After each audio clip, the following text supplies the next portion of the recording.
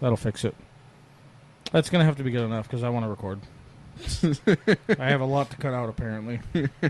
I'll start it at about 45 seconds. There we go. Jesus Christ. Technical difficulties, folks.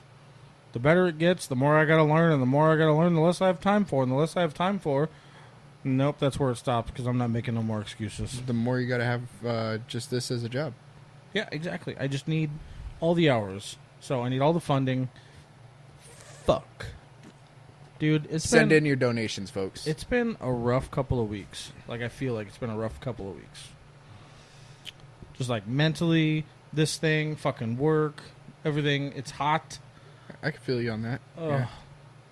I think we've both kind of been in a weird funk. Yeah, definitely got a lot of crap I'm working through, so that's fun. Yeah. I've been pretty lazy regarding this thing. And it feels like shit, to be honest with you. I feel like it when I'm not productive, I can't. When I'm not productive with this thing, good day, folks. I feel like it just dead stops until I'm more productive. Well, I mean, is it really you being lazy, or is it too many people keep canceling? That's a problem. It's been an issue, but I feel that way in any regard, whether it's the podcast or my work or whatever the fuck. If I stop being productive, then I feel like things just stop. Well, yeah, it's like that. When I was in the military and I was running 5Ks, it was the mindset of if you stop running, it's so much harder to start running again. Yes. It's easier to just push through the pain because you're going to hit that second wind, especially on a 5K. You're going to hit that second wind, and you're just going to go. And if you stop and just, like when I first started running them, I would tell myself, hey, I'm going to stop and walk for a second. Like, I'm going to keep making forward progress, but I'm going to walk for a second. But it's so harder. It's so much harder to pick up after that. So hard to pick your feet back up. Don't stop and walk. Just keep running. I remember being like an overweight dude for most of my life. When I first started training to become a cop a long time ago. Obviously, I don't have to tell you that didn't work. It's not that it didn't work. I just didn't want to do it.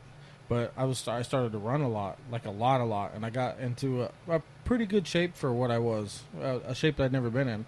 I remember the first time I got finished with my typical lap where I normally get winded, and I was like, my breathing was okay, and my legs were okay, and I was like, holy shit, I can just consistently keep going now. Yeah. Because my breathing is finally fucking okay. And then I finally, I remember running past my house for the second time, and I stopped, and I was like, okay, I'm fucking done. I don't want to keep going now. I'm done. Because I fucking stopped. And I think that, that example in and of itself is pretty... I think that's pretty fucking solid. I think that's kind of what I did. I was pushing everything. I was pushing my life so hard for so long, and then I stopped, and I got I'm content for just a minute. Yeah. Not really a good thing. Yeah, I mean, it happens, and it's one of those things where you'll pick it back up, but it's gonna take more effort to get back going. The train's fucking out of steam for a minute. Yeah, you gotta throw a lot of coals in there, and then it's gonna take off real hot and heavy, and then you gotta dial it back a little, and it's like running a smoker. Don't let the fire die, because when the fire dies, then you add too much wood trying to get the fire back, and it's just ridiculous. Kind of actually perfectly leads into one of the things I want to talk to you about today. Oh God, this is dangerous. Yeah. I don't. It's kind of like my mantra for life is I try consistently to make sure that I'm not too comfortable in the things that I'm doing. Does that make sense? Yeah. I try to make sure that my body's never really too comfortable, like my brain's never too comfortable. I don't get set in a certain motion of laziness or things being easy. I try to constantly challenge myself a little bit more, whether that's doing all this bullshit or at work. I try to be a little bit more challenged, or even in temperatures. If I find myself I'm uncomfortable, I'm like, you're going to put up with it for a little bit. Yeah, it's the best way to make sure you keep yourself moving forward. Right. And I had that instilled in me pretty early on. Like we talked about in my last episode, I went into the military, And I'm pretty sure I talked about the fact that when I went and actually took the ASVAB, I did not qualify for the job at which I actually enlisted with. And the reason that I went for that job was because before I went and took my ASVAB, I was in ROTC all through high school. And I looked at my senior instructor, who was a retired lieutenant commander, and I asked her, I was like, hey, ma'am, what job in the Navy do you think, like, I should do? Like, I honestly haven't looked a whole lot into the Navy. I don't know what I should do or what I should be doing. And she was like, honestly, what I would recommend is go and take the ASVAB, and the hardest job that you qualify for, if you want to strive in the Navy, do it. Because that's going to be the job that is going to push you, and that's what will actually make you keep bettering yourself the entire time. I definitely feel like constantly, once you train yourself to be set in the way of challenging yourself constantly, it's really a good way. It's a good place to be. But then you're posed with a new balance of not burning yourself out. Yeah, because you're keeping yourself in that constant. What's the word I just had on it? You're keeping yourself constantly challenged. So everything you do is going to be difficult because it's something new, and you're going to keep yourself in an uncomfortable state. So you want to make sure that you're not pushing yourself too far, because if you push yourself too far to an uncomfortable state, then you're going to end up having that burnout, and you're just not going to enjoy what you're doing. You got to have a balance between slight enjoyment and discomfort. Slight enjoyment, like not too much, just a little bit. Yeah, slight enjoyment. No, the slight enjoyment that I get out of it is knowing that,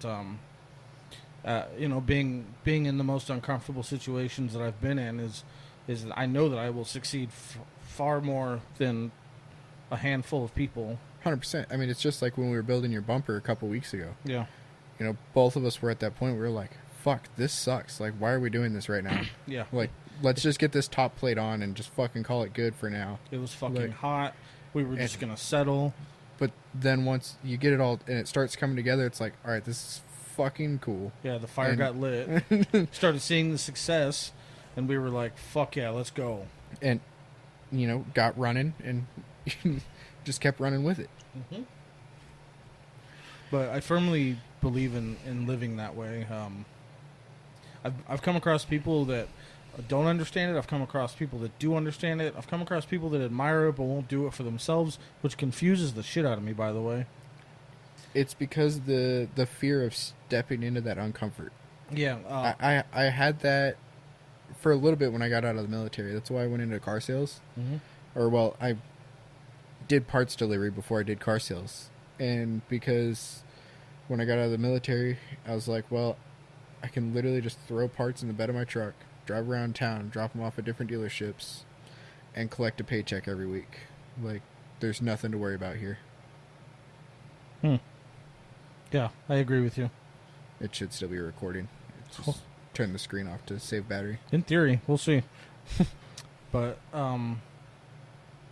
yeah, I've just been picking up on people in and around my life, at work, friends, things like that. I pick up very easily when people want to take the easy route on anything, and there's people in my life that will choose the easy route in anything that they do, like everything that they do.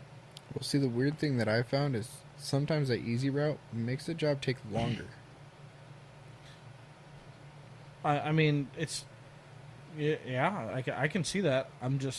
It baffles me that people want so much to just not be uncomfortable that they will constantly, whether it's a shorter drive, whether it's a little bit extra effort to reach something, or it's a little bit less effort to do something at work or be outside, whatever the fucking case is. Yeah. And seeing that shit, it just... I've it's so embedded in me that I usually, and I'm sure I'll get a lot of backlash for saying this, but I usually don't put in the extra effort to figure out what the easiest possible way to do something is, because I'd rather just get it the fuck done. And there's a lot of situations where that could be wrong, but I honestly just don't care. I'd rather just fucking get it done. And if it builds a little strength and character, then so be it. See, for me, I would say I'm kind of opposite, but I don't actively seek the easier route. Like, if somebody shows me something, Mm-hmm.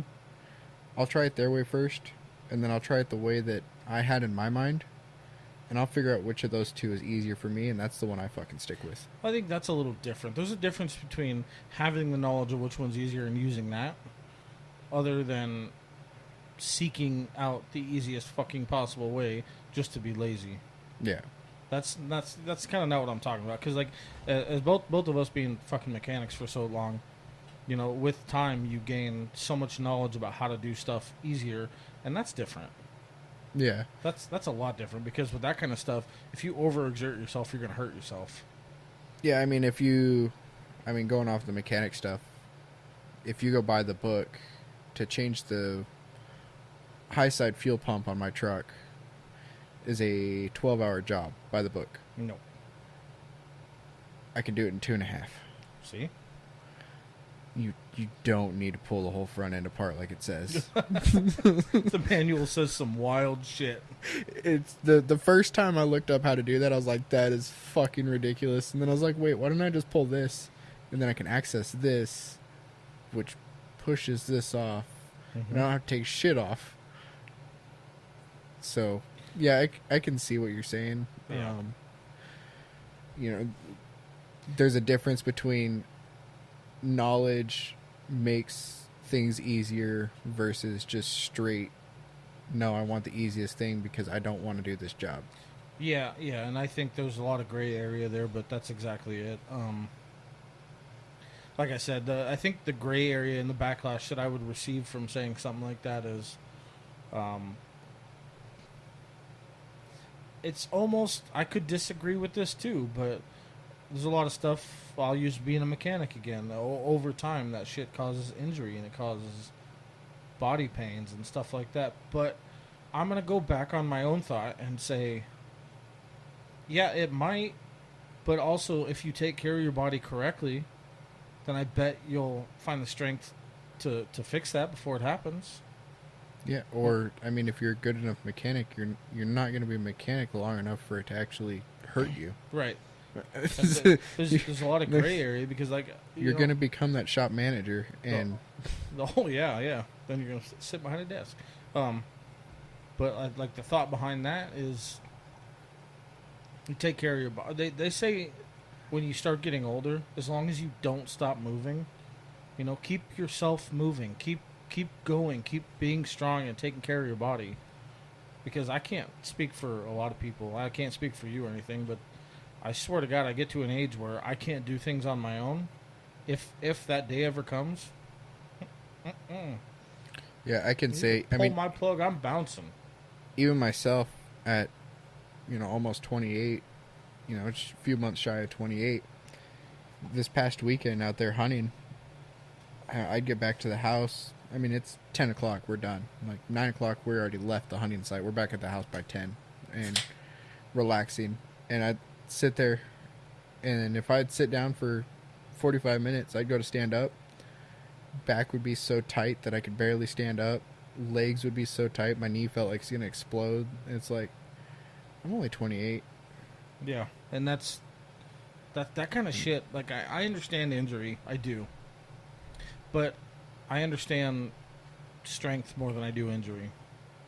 And it's that kind of stuff that should keep you wanting to do more, you know? Yeah, and that's like my grandpa had said something to me about, well, you shouldn't be hurting this much, you're young.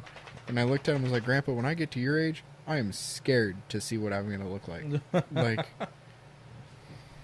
I don't think I don't know if I'll make it to his age. Not at the rate that I'm going, at least. Right. See, I'm fighting that exact thought like it's my job. Because I don't ever want to feel that way. And I'm trying to make that change right now. In the midst of everything else that I'm doing, I'm trying to make sure that I start taking care of my body now. And start making sure that I will always take care of my body. Well, yeah. At least I the sit here and drink. at least the stupid stuff that we've done and the stupid stuff you've done isn't as body damaging as the stupid stuff I did before I met you. Yeah, we've toned it down quite a bit, which is probably a good thing.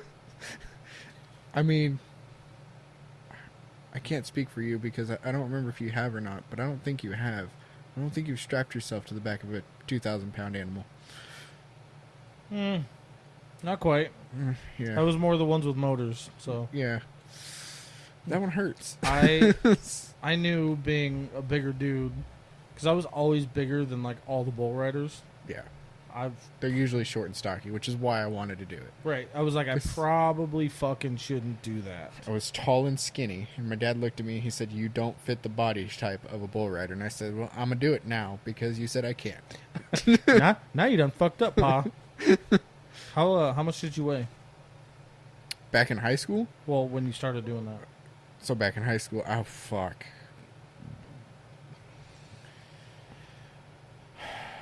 Like 140? Maybe. See, that's the thing. Is I think I was 120, 130. Because I graduated boot camp at 165, and I think I gained 30 pounds in boot camp, I think is what it was. Yeah. I was like 135 in high school. So if my even in my best form, I was at 205. Yeah. Ow. I was 130 and 6 foot tall. 205 is a lot to be just throwing around like it's okay. Oh, but the worst one I saw, a bull literally came down, hooked a guy, and threw him up in the air. Yeah, So you've been to the Buffalo Chip? Mm-hmm. So you know the stands that they have in the VIP stands that you can pay like $20 or whatever the hell it is, and you can rent it out, and you got your private bar and all that up there. Yeah, up on the balcony. Yeah. The guy was higher than that. Oh, gee. Whee!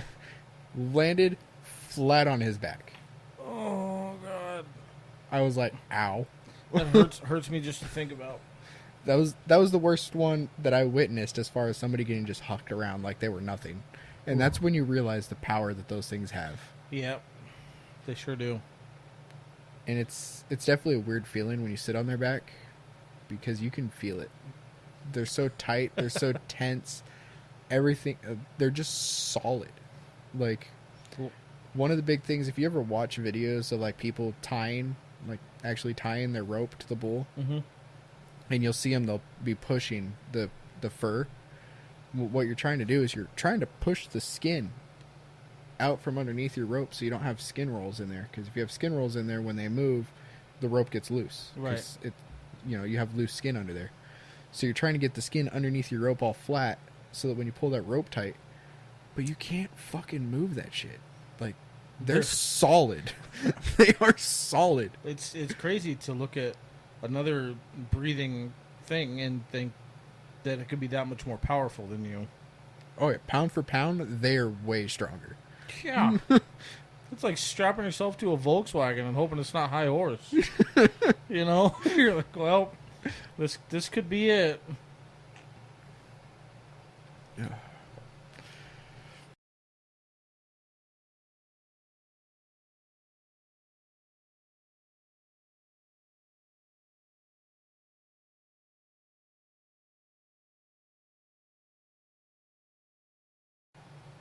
Okay.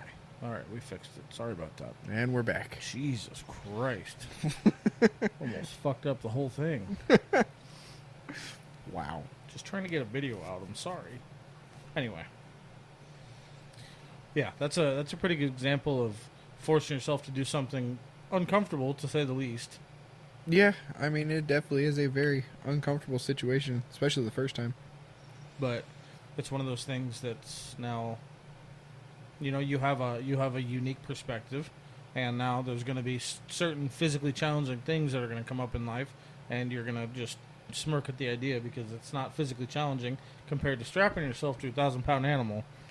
Except for the fact that my body is already saying, "Hey, we're like 70 now."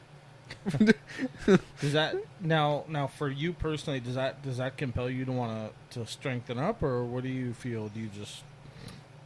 I mean, I definitely have said several times that I miss going to the gym. Mm-hmm. But I think what I miss the most about going to the gym, well, yeah, obviously being in shape and, you know, not feeling like I'm dying just from walking upstairs. Mm-hmm. But for me, it was the push that I had from friends at the gym.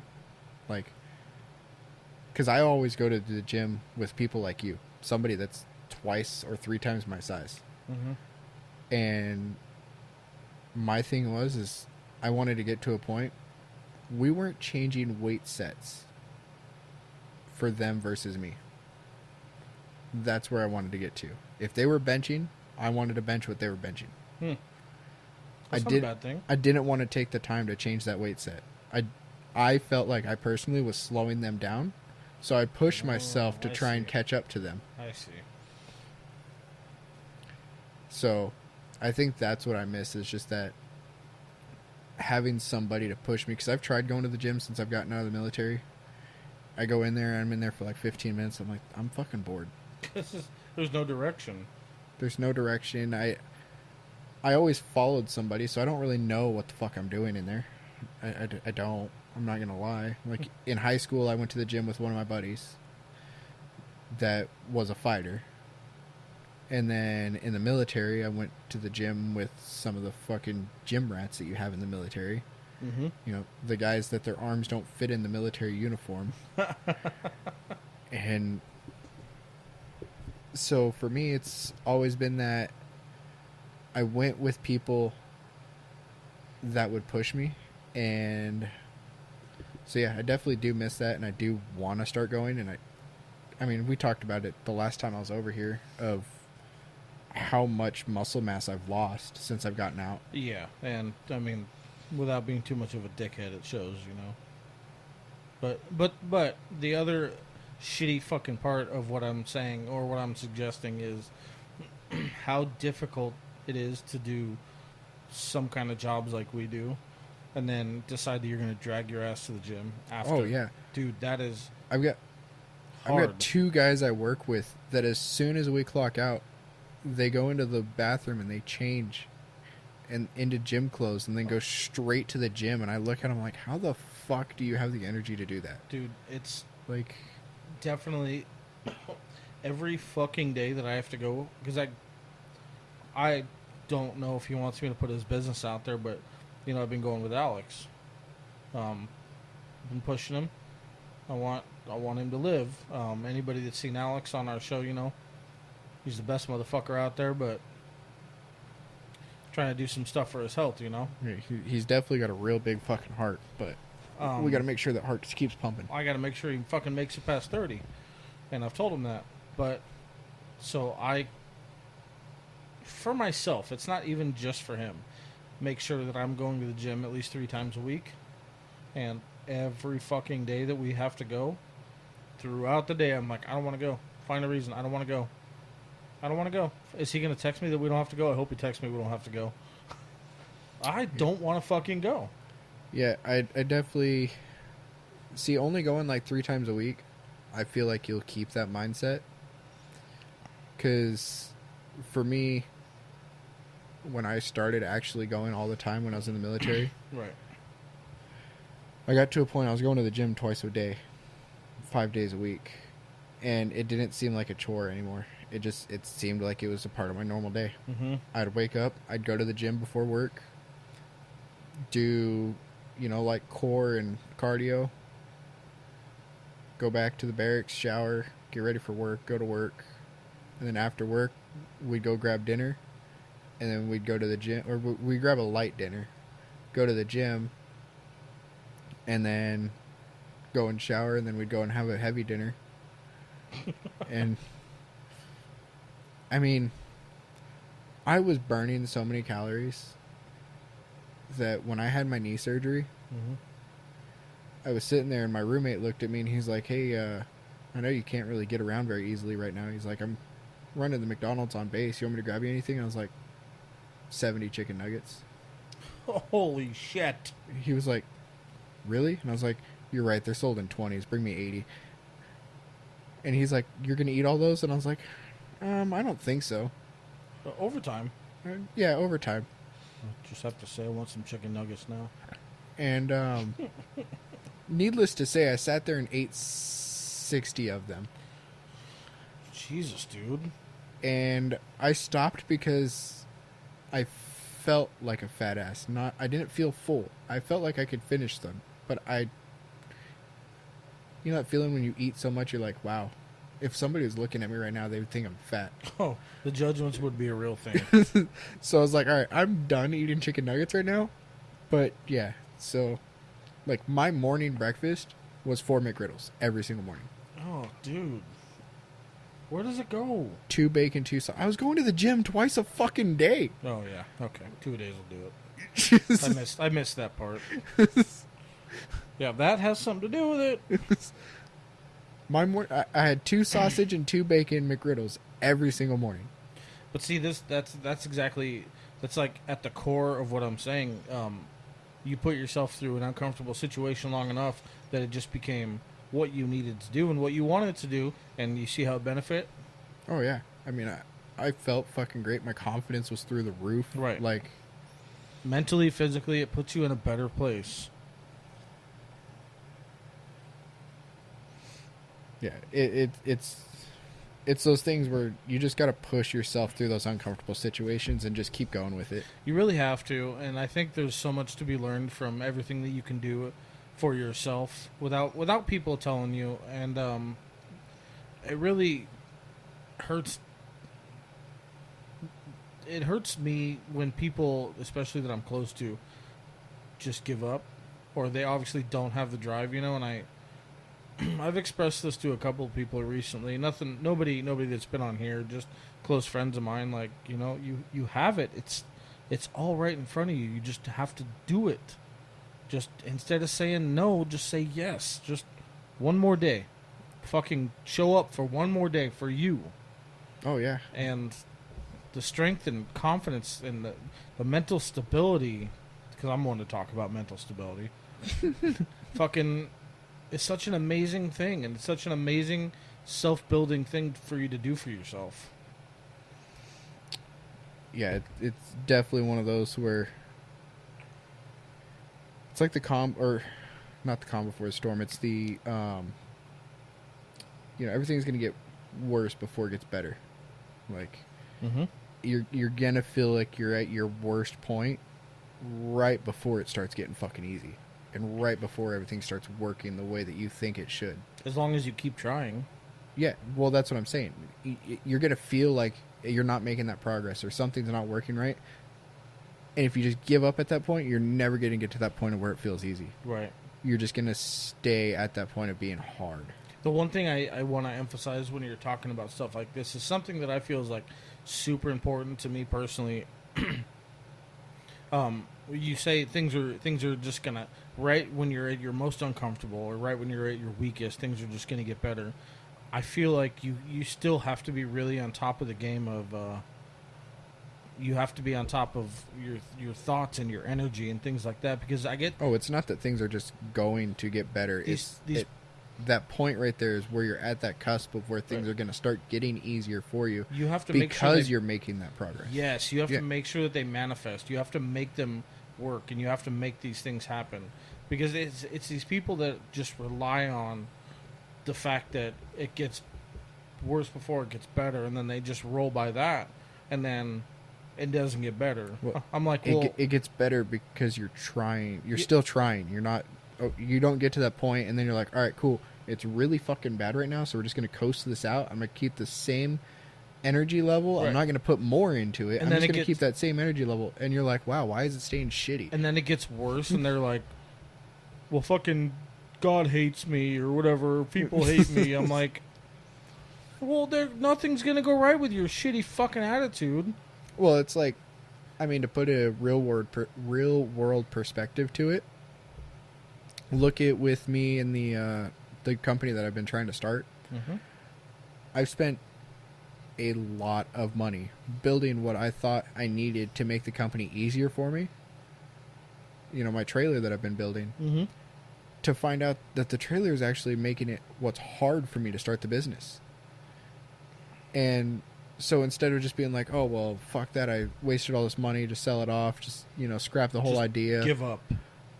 I had the realization of, well, why don't I just use the trailer to get material? Like, there's still a use for a fucking trailer. Right.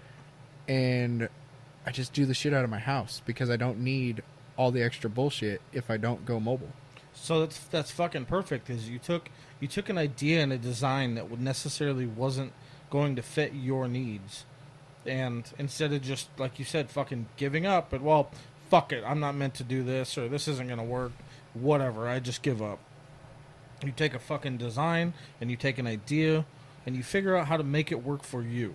Yeah, I mean, granted, sure, it wasn't a super smooth transition. I took a week to sit there and try and figure the shit out. Nothing really successful is And- ever going to be super smooth. No, it shouldn't be, and I think that's what we're both getting at, is it's gonna be fucking hard, It's going to be fucking hard. and you have to have that.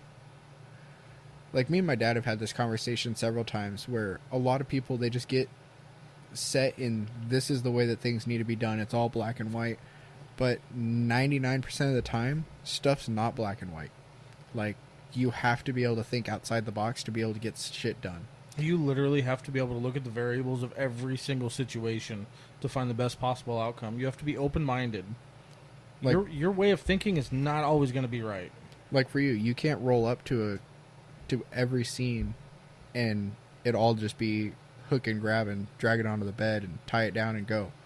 Like, I mean, one rollover is going to be completely different from the next rollover. Man, you bring up a really And- fucking good point there. You have to be able to look outside the box to figure out, how the fuck am I going to clean up this accident scene? And, like, hey, one rollover might be sitting halfway into a fucking pool, and I got to get it out without damaging the wall more than it already is. Man, you bring up that's like a really solid example, because that might be a big part of why I'm so comfortable being able to switch my thought processes, because on my day to day I do have to be able to do it. Not even it's not even like it's an option. I just have to be prepared for. I'm gonna have to figure out how to do all of this in a different way than I just did the last one. Yeah, I did one 3 hours ago that, the call says it's the exact same call, but when I show up to scene, it's completely fucking different. Right. So that's a great point, man. It's the same thing with, like, what I do at work, which is, I mean, it's why I make the money that I make at the job that I do. Because, I mean, we've talked about, I make more than most people I work with. Mm-hmm. And the reason being is I have that ability to just look at something. Because, yes, sure, 90% of the trailers we work on are 64 feet long and 12 foot wide. But I can tell you they usually fit 3 different size axles. We've run anything from a 102-inch axle all the way down to a 96-inch axle on the same exact trailer. Depends on how the frame is set. So you have to be able to adapt and overcome. And I mean, that's just one little spot that's different. But Right. yeah, nothing of those trailers is ever the exact same. I mean, I can't tell you how many times I've taken walls apart to have to redo framing because it's got water damage and it's all rotted out. Mm-hmm. And you're like, oh, this is supposed to be 16 on center studs, but these studs are like 15 or 17. This one's slightly different. Yeah, the person forgot how to read their tape measure that day. It's Yeah. fine. Like, you have to figure out how to fix it. And to me, for code, I'm supposed to try and bring it as close back to 16 on center as I can. You know what's crazy? I'm willing to bet, without even asking a whole bunch of fucking questions, I'm willing to bet that most people, whatever job it is that they have, most people that are good at their jobs are set in their jobs and they're making the money that they do because of that. I bet that they have similar situations in whatever it is circumstances that they have. Oh yeah, I could say that it's probably any job out there is going to have that. Well, I think. Well, no, I mean, you bring up a really, really relevant point, and the point that you're bringing up here is that if you just, I mean, look at your circumstances, and I'm talking to any of the fucking listeners. Look at your circumstances, and sit here and tell me how set in your ways you are and how stubborn you are. Are you good at your job? Are you willing to adapt and overcome all the circumstances that you have to do your job? Then why the fuck can't you expand that and do a little bit more for yourself? I would take it even a step further and not say, are you good at your job? Because 90% of people think they're really good at their fucking job. Oh. Most people will think that they are the best at their job and nobody can do their job better than them. That's fair. But, so you feel like you're good at your job, but you feel like your boss doesn't think you're good at your job. Why do you feel your boss doesn't think you're good at your job? What is the people that your boss puts above you doing differently than what you're doing? And is there a way that you can better yourself by maybe thinking outside of the box a little? I think that's solid. But, again, I think... But it comes down to that same thing we were talking about earlier, putting yourself in that uncomfortable situation. Because Right. you have to be able to be willing to put yourself in that uncomfortable situation of saying, there's something that I could be doing better. Let's find out how to do it better. Right. There has been, and I'm just gonna elaborate on something real quick because you kind of dabbled in it. But one of the big struggles, I think, and we're gonna talk about like work life, is people find probably that even when you do overperform and do better at your job, that maybe the recognition is not there. I would agree. Pretty relevant. Yeah. Okay, I feel like that goes along for a lot of different people, and you know, as being real people like you and I think that's important to acknowledge. So sometimes, yes, that recognition is looked over or not seen, or you feel it's not seen. And I've had those talks with my boss. Like me personally, I've had those talks with my boss and been like, "Hey, look, like, why is this guy getting recognized for what in my eyes is the bare minimum when I do 7 times the amount of work that he does?" And the boss looks at me, he's like, "I'm not the type of person that's going to come out and tell you every day that you're doing a good job." Well, I was gonna say, let me. Go ahead. I do have a finishing statement to go with that, because this is a big struggle for me, as I'm sure it is for you and a lot of other people. I feel, and I've been told pretty good things about how I do my job. I'm efficient. I'm not problematic. I do it well. Blah blah blah. Whatever the case may be. The silence. I've learned that the silence is better than complaints. Yep. So, I finally got over it. I've been at this company for over a year now. I'm good. It's whatever. I'm settled. For the first time in my entire career of the industry, I actually caused a lot of damage. I had a really big mishap that wasn't necessarily caused by neglect. We're going to use the word learning curve. And I caused a little over $5,000 worth of damage to 2 different cars. Is that the one that rolled off the bed? That's the one that rolled off the bed. So that happened. But because it was a first, and because I am who I am and I do my job how I do my job, my boss was kind enough to say, "Hey, I'm going to cover this." You know? So... And for those that don't know, usually in the towing industry, that's a pay deduction that gets taken out of every check until it's paid off. Right. That's a big no-no, and that's a big Right. thing. You pay for your damages most of the time. But this is one of those circumstances where, like, if something big does happen and your boss knows goddamn well that this is not of your actual character. Well, and also it kind of helps you out, the fact that your boss came out and looked at it and was like, "Wow, you hooked it up the same way that I would have."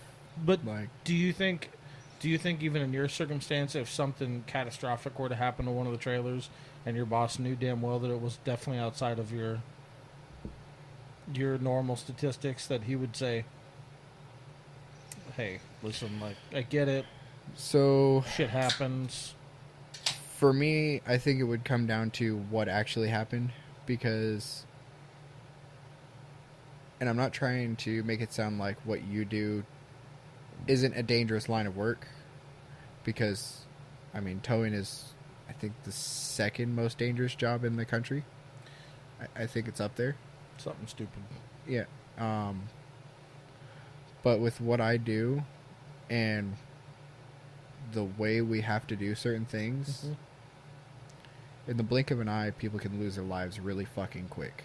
Well, no, and that's kind of where I was going, because you guys have a responsibility not only to the employees, but also once transport comes time, you have everybody else's lives at stake.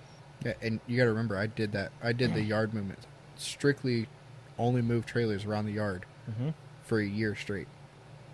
That's all I did. I'd clock in the morning. I'd go to our safety brief. I'd go and inspect all the equipment in the yard, and then I'd get on the yard toter, and I would move 64-foot by 12-foot buildings around the yard all day. Oh no! I don't want it. And I know you've seen them on the road, so you know how the axle placement is. The axle placement is very far forward on those. It's strange. So they turn very sharp. But since they turn very sharp, that ass swings fucking hard. Yep. And if you turn literally a second too early, you're taking shit out. Yep. I mean, we have, anytime I move a trailer into one of the production bays, like actually pulling it in to get worked on, we're required 5 spotters plus the guy on the toter. Jesus Christ. One in the front, one in the back, or, one on each corner in the front, one on each corner in the back, and then a guy watching the door.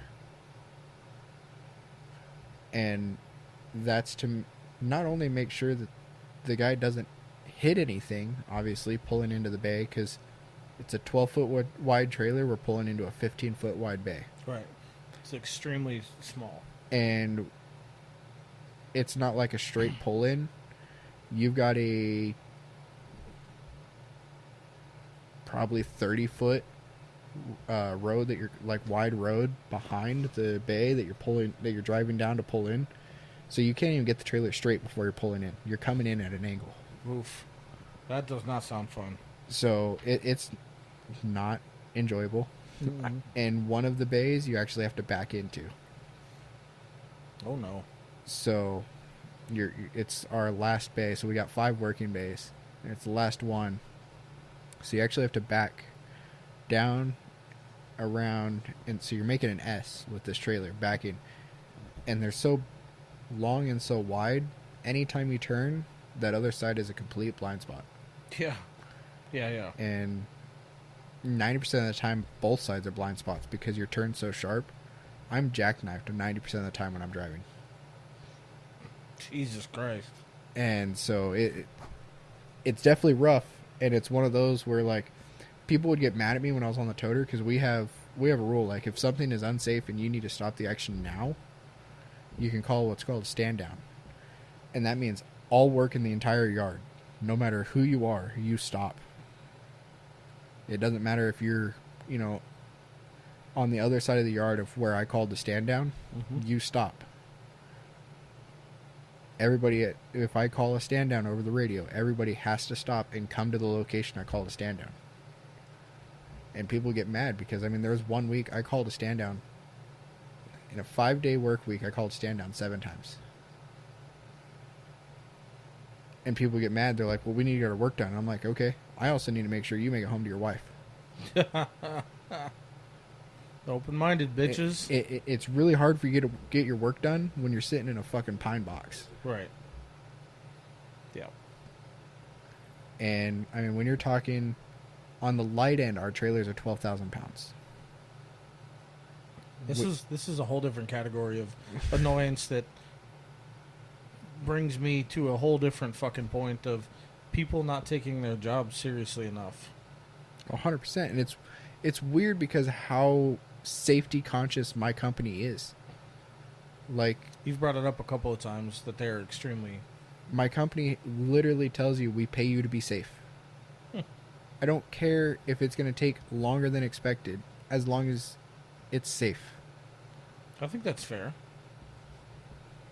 Which I do too. I like coming home with all my fingers still attached. It's one of my favorite qualities. Like, I mean, you go to most jobs, you have to, fill out all your new hire packet and all that crap. Yep. So when the day that I met with the supervisor when I first started at that yard, she looked at me and she said, "Our goal here is you leave the exact same way you pulled in, just a little more tired and a lot more dirty." That's great. And I was like, "That's fucking fair." Yeah. I'd rather keep all my limbs attached, not broken, not ripped off. Mm-hmm. I'm fine with being dirty. I'm fine with being fucking tired. Mm-hmm. But I definitely want to go home in one piece. And people get mad at me all the fucking time. I've made people stop doing electrical because we have our own, if you want to call it, certification process to be able to do electrical. And if you haven't gone through our certification process, you can't do electrical by yourself. You can do it, but somebody else that's certified has to be with you.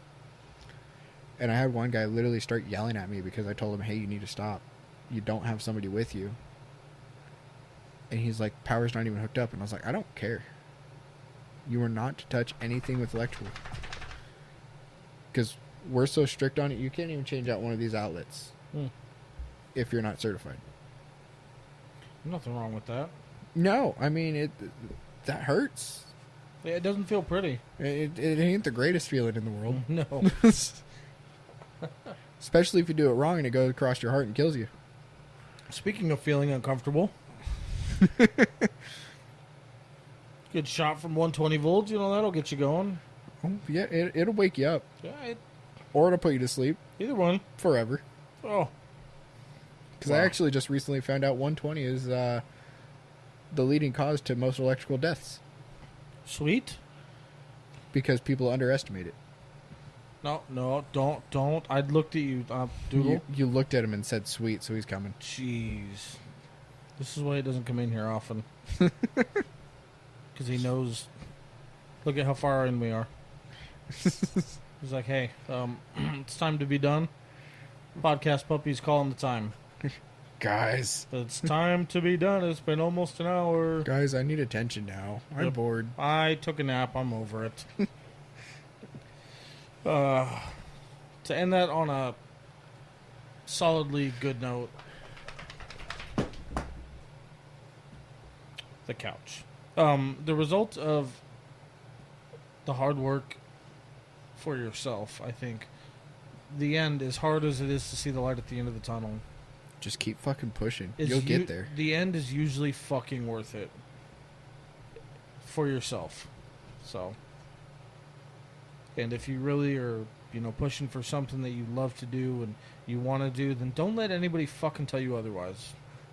Because that's a big thing too. I personally struggle with wondering what people think of me still to this day, and what people are thinking of me currently, and blah blah blah, and all that shit you get. Yeah, I'd even push farther. Like, I have that same thought process, but use it as fuel. I'm pretty sure you guys have heard me say on here several times, when somebody tells me I can't do something, it's going to make me want to fucking do it more. Just do it.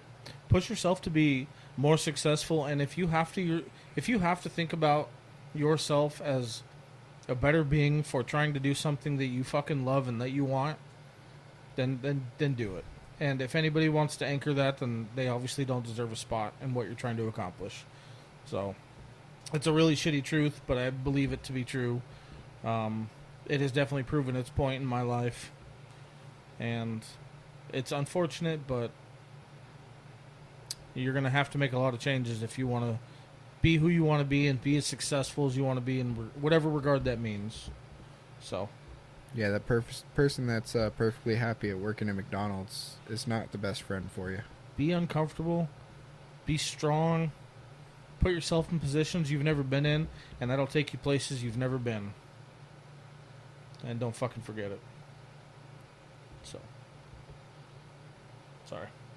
Yeah, I think that pretty much wraps up what we was talking about the whole time. Getting a little emotional towards the end there. It's my fault. We're gonna have to go cry it out now. It's fine. A couple more beers and we'll be able to cry. Is there anything you want to add? Close out? No, I think that's pretty much it.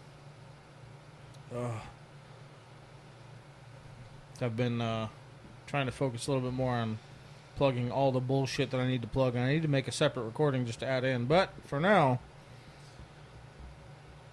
like, click, and follow all the things that you see us on. We're on Facebook, Spotify, Apple Podcasts, iHeartRadio. I have a Linktree QR code available. We're on TikTok. Check it out.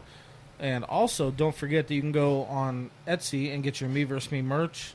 The link for that is probably best found on the TikTok or on the Linktree. You can get all your merch from beanies to hats, ladies shirts. Doodle says hi, and as well as any male shirts, different colors, variations. Keep a solid eye out for November's line of merch. We're gonna be doing a whole month-long thing for Suicide Awareness Month. It's going to involve a lot of vet talk and a lot of vet support. We got a special line of shirts that's going to be available all month long, and we're hoping to really push for a good solid amount to donate to a vet society. So, a lot of good things coming, a lot more shit that we're working on as usual, and stay tuned. We love you. We out.